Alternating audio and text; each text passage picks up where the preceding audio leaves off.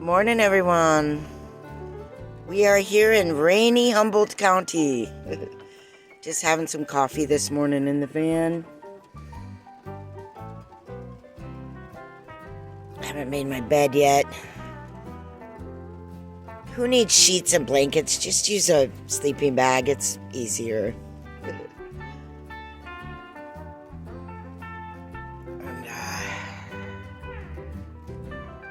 There is my dog, Bambi. Hi, Bambi. Good morning, monkeys.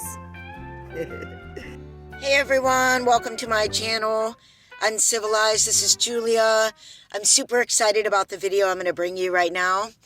And let me just start by asking you a question. Are you afraid that you might not be able to pay your rent? Are you afraid that you might end up having to live in a vehicle? And are you afraid because you really have no idea how you'll do that? Even though there's a lot of van life and vehicle dwelling videos out there, a lot of those are coming from the perspective of living in a vehicle by choice. And I want to sort of address the people that would be living in a vehicle not by choice. And maybe in a situation where it's happening rather quickly, or you may even just be in between apartments and haven't found your next one yet. I mean, maybe you're even experiencing a breakup and the other person is going to keep the place and you got to find another place. As difficult as that can be, you might end up in your vehicle for a little bit. But if you're afraid and don't know what to do living in a vehicle, in this video I'm going to give you about 15 different pointers how to sort of what you're going to need, definitely need, not want, and a couple of things to consider so that you have your situation together so that it's not as scary and it's not as difficult. Let's jump right in. First of all, let me just say you can do this. You can totally do this. A lot of people are doing this. If you take heed of my advice here and take care of these basic things, it won't be as hard. Now, the first and most obvious thing is what kind of vehicle do you have? There's a huge difference between living in like a four-door sedan and even an SUV or a van, obviously. A van is like the premier mansion version of having to live in a vehicle. So whatever kind of vehicle you have, though, you can do this. If you have a chance to choose a vehicle that's going to be better for this, again, if you're doing this long term, go ahead and get it. It's going to make all the difference in the world between a car and a bigger vehicle. Even if you have to pay more gas, it's worth it. Also, let me drop this tip real quick. I live in a van that you can't stand in, and it's hell. Let me just tell you, the difference between a vehicle that you can stand in and one you can't. Second thing I want to address here is water. Now, a lot of people don't drink water regularly. You just drink soda or whatever. You might not think how important it is to have a stash, at least a couple of gallons at all times. This water is for drinking. Obviously, you're going to need to keep hydrated in this situation. It's physically more demanding. So in general, you want to take care of your health. You don't want to be dehydrated in the van. You don't want to get sick in the van. And you're going to be moving around and bending over and squishing into spaces. The more hydrated your body is, the more limber it will be. The other thing is you might not be thinking that when you pour yourself some kind of drink in a cup, or maybe you cook a little meal, that you're going to need water to actually wash that out. You might not be thinking of that. Obviously, if you have an animal, you're going to want to like double your amount of water. You never know where you're going to get water. And yes, you can go to grocery stores and refill, which is better than buying a new container every time. It's like 30 cents around there to refill a water jug at a grocery store, if they have one of the machines outside or inside, than it is to buy another new container and gallon of water at like $1.50. Plus, you're using more plastic. I would suggest refilling them. You never know where you're going to be able to do that, so make sure you have enough water on hand. You also might need it to fill your radiator. If you don't have radiator fluid, you realize your radiator's low, you may need it for that purpose. You may need it to wash off a big bird poo that just landed right in your field of view on the front windshield. And you may need some water to clean that off. Now, the next thing you might not think of is we all have our cell phones and we all have a way to charge them. But once you get into a vehicle, you need to consider, how am I going to keep my cell phone charged? You'll want to get some small form of power, some kind of charger, which you can charge either on the vehicle or you can charge in a library or some other outlet somewhere or in the sun. Preferably, you could get a little solar one. And I may be doing a review soon on a company that has a really small, lightweight power station. So that's something to consider. How are you going to keep your things charged? You need to be able to do that without, having to go, oh my God, I don't have solar panels on my roof and an inverter and a big battery. How am I going to do this? There are ways to do it very quickly and cheaply. Now, the other thing you might not be considering, especially if you're moving into a car, is that you're going to need some kind of curtain or some kind of padding or something to cover your windows. And this is not to stay warm, though you may want to consider that. This is for privacy. Like when you're ordinarily using your car, you're not covering all the windows. So nighttime comes, you do not want people to be looking into your vehicle, especially when you're sleeping. That's very dangerous and scary. Now, on that note, you might also want to consider tinted windows. If there's any way to tint some of your windows, you can get those things that you can just squeegee on there from like Home Depot or whatever. Or if you're getting a different vehicle, consider whether it has window tinting or not. Now, the other thing that's super obvious is a bed. Everybody's got to have some way to sleep in their vehicle. And if you're not going to get a full mattress or you don't have a space for that, you just need to consider where and how you're going to sleep. I actually have a little camping cot, and I've had many different things. That serves me very well. I have like a padding on top of that. That's something you can do quickly without a build. Just throw a cot in there. If you're sleeping in a car, you're going to have to figure out how to do the padding on the back seat. That's going to be comfortable for you, and especially if there's some kind of thing in between the two seats.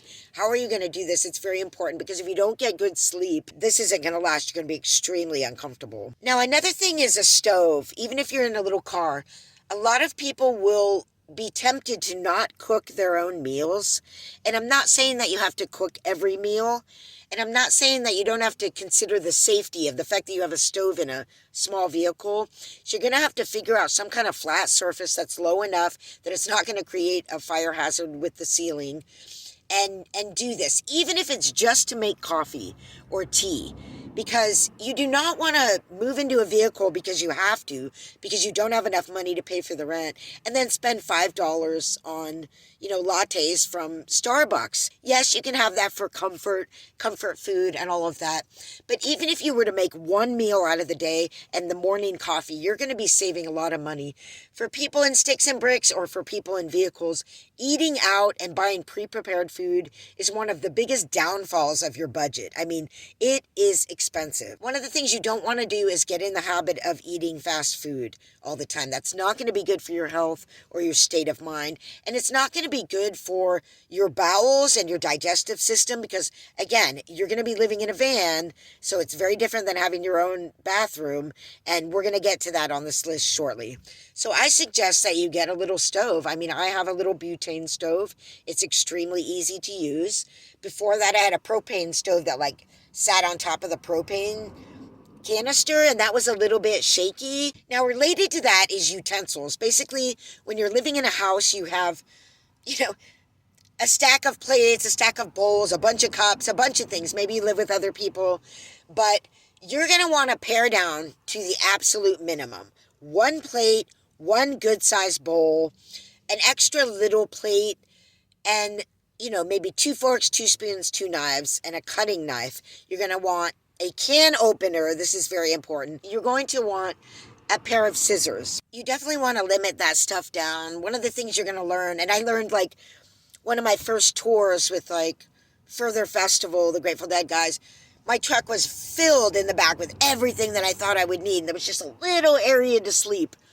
I didn't need most of the stuff that I thought I would. And the same thing will probably happen to you. Just a warning, pare down as much as you can. This is one of the most difficult parts of moving into a vehicle, is this paring down. Even when you've pared down, you're going to need to pare down some more. And then even after that, you're going to have too much stuff for your vehicle. I remember when we jumped into the G20, which was the second van, and left South Carolina to go to North Carolina. I had everything I owned in my van, and it was filled to the top. The first thing I did when I got to North Carolina was to get a storage unit. Just a small storage unit, and put all the extra stuff in there. This was after paring way down. But even before that, when I moved into my first truck, I immediately got a storage unit as well, because even though I pared down a lot, I could not do it that fast. I could not do it all at once, and I couldn't let go of all of that stuff right away because we're attached to it and we're used to having all of these things. So in order to make it easy on yourself, and especially if you're staying in the town that you're in because you're still working, or you're going through a breakup and your kids are there, or whatever the situation is, or you're just not ready to really go out into the world, get a storage unit. By living in a vehicle for a while, then you're going to be able to feel this out, not only what you need, but emotionally, you're going to be able to more easily let go some of this stuff. And the storage unit will also allow you to sort of have a place to go through some of this stuff and go through the process of letting go that happens. It's kind of emotional. So a storage unit will not only give you the ability to do that, but it spreads out your move into your vehicle and the separating of this stuff. Now, there is the option, if you're going to stay in one area or you're going to branch out but come back to that home base, to just have a storage unit and just keep it. But if you're going to end up living in a vehicle for many years to come, I would suggest, in order to be more free and take opportunities elsewhere, that you don't let that anchor hold you back from being able to do something new once you're comfortable in this new lifestyle. Speaking of stuff, let me bring up something really important that doesn't seem important, that you might not be thinking about because it's an everyday thing. Clothing. Living in a vehicle is so different from living in a house that you're going to want to really consider your clothing. If you like to wear skirts, you're not going to be wearing long skirts in a vehicle anymore. Now, you may want to bring along a few outfits for when you do feel like walking around at a farmer's market wearing a skirt, or maybe you have a job and you're going to need some nice clothes that aren't wrinkled. You're going to need to consider what kind of clothes you have. So in the case of working, you're going to have to figure out some way to hang some outfits in your vehicle to keep them nice and fresh. You're not going to be able to iron. But just considering living in a vehicle, not work clothes, I have gotten to the point where I wear leggings and tank tops all the time under everything I'm wearing. That way, not only is it stretchy and you can move around very easily, but at night when it's really cold and you don't want to take off all your clothes and then put jammies on, and by the same token in the morning when it's freezing, you can just wear leggings and a tank top and go to sleep in that. I just wear this for a couple of days underneath whatever I'm wearing, and I just change it out as it gets dirty. Maybe that's gross for some people, but the other thing is, you'll learn in a van, you're not going to be going through wearing like a whole, most people are not going to wear fresh new clothes of every single item every single day. Like I used this sweater yesterday, I'm using this top today. Maybe I changed my tank top underneath, but then I'm still using this sweater, because you don't want to have to do laundry all the time because you no longer have a laundromat in your facility or in your house. So you're going to be more wild out here, You're going to be more efficient with your clothing. You're going to be more like the 49ers with their Levi's jeans, which they wore for months. Now, maybe you won't wear it for months, but you get the idea. So something to consider, what kind of clothes are you really going to have, You need sturdy shoes, you need warm sweaters. You need ease in your clothing. Now we're going to get to probably one of the most important things about living in a vehicle. How are you going to go to the bathroom? I see so many people in their van life, and like Janelle, remember Janelle, the girl that got like 1 million views on her first video? She had the little blue van and the white snake, Alfredo. She was like, yeah, I have these pee containers, but I'm not going to use them unless I have to. She had no way to go number 2, and she was just going to count on public services. I see so many people doing this. It's unrealistic. You're not going to be able to count on public services to go to the bathroom all the time, especially because we have such a big homelessness crisis. There's a lot of people out on the streets asking to use the bathrooms of various businesses and gas stations, and they often have them closed down for that reason, because it just gets ridiculous to maintain them. So you're going to need a way to go to the bathroom. And what I suggest is you get one of these mini portable toilets. The top separates from the bottom. It's a little suitcase. Then you can empty that at a park bathroom. I've had no problems finding public bathrooms in parks where I can empty these. Rest areas, truck stops, possibly. So you're going to have to figure that out. But at least you won't have to find a bathroom several times a day to go. Now, I have a big caveat for that. I do not go number 2 in my very convenient toilet. It's kind of a pain in the butt, but it makes the grossness level like 5 or 10-fold, 100-fold if you go number 2 in your toilet and then you have to empty it. It does not smell good. It's not pretty. It's not fun. It's gross. Number 1 is not as gross, and so that's fine. So therefore, you're going to need another means to go number 2. I use a tiny bucket, like a kid's sand bucket they would bring to the beach. I'm small. I just use that. A lot of people use a big giant bucket because they feel like they need a whole seat that's like a toilet, but I don't. I just squat. That works wonderfully for me. It's separated so it doesn't get wet, and it's its own thing, and you're going to have little bags for that.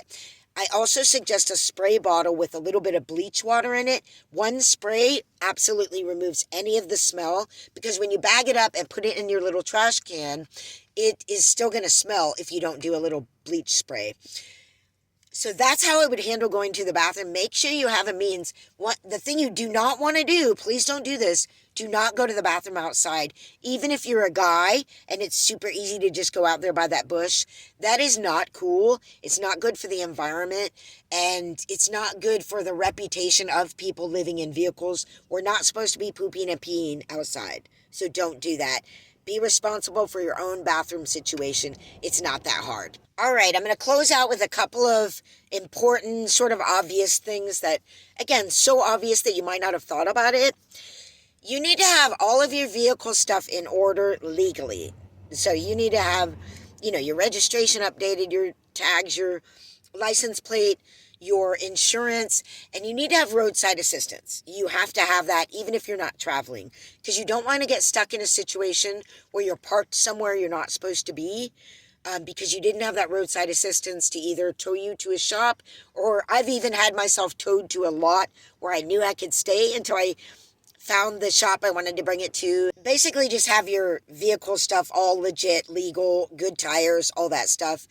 Make sure you know how to check your own radiator fluid and possibly your own oil and transmission fluid. And that's just something, basic knowledge of your own vehicle is something you have to do if you're going to be living in a vehicle. You don't have a house to go to if the vehicle needs to be repaired. You need to keep it together. Now, the other obvious thing is, where are you going to park? So now this is something you can sort of look into before you end up in a vehicle. Go through your town and figure out not only what the parking rules are in your area, but also look around for where you're going to park. There's going to be some area, very likely, where people who live in vehicles park. It might be an area where they all sort of park together and it's crazy, and you might want to find a different place, a more stealthy place, or you might want to consider, okay, this is legally where I can, this is where I'm going to be parking. I would go around and sort of observe different areas during the day and during the night to see what they're like. You may have found a beautiful parking spot that actually at night, there's a factory there where they work at night and empty and reload big trucks. And so you've got big trucks coming through there all night, but you wouldn't know that during the day. So that's why you need to scope areas out and sort of ease your mind about where you're going to park, because you, again, don't want to be stuck in the middle of the night, nowhere to park, freaking out. I have done that before when I first started this lifestyle. Now, one more thing. It's very important. I see people do this all the time as well. Because the vehicle life can be so difficult, and it's very hard to get used to in the beginning.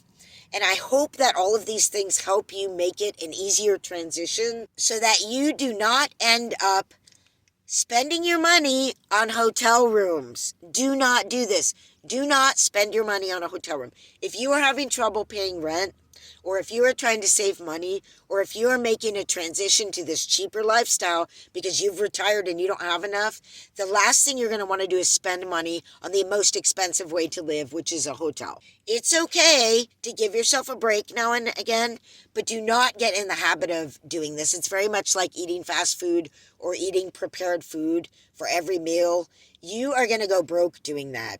And another thing a guy told me about his experience, he found that when he was in the vehicle, he was so bored that he would end up going to the bar and have drinks with friends.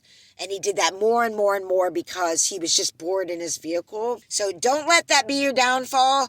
Hotels, fast food, going, to be entertained at night. That's my last bit of advice there. And again, this is just for starting out, people that don't know quite what they're doing yet.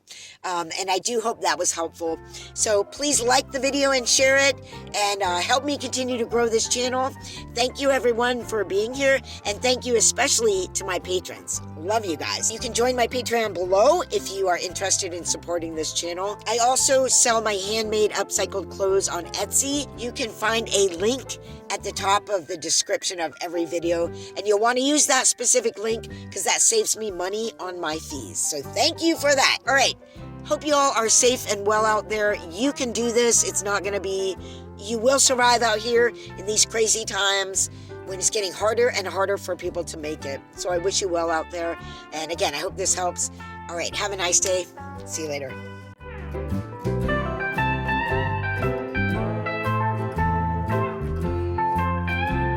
Whatever you do, do not do this. This is not cool. This is from someone parking here and they left all their stuff. Don't do that.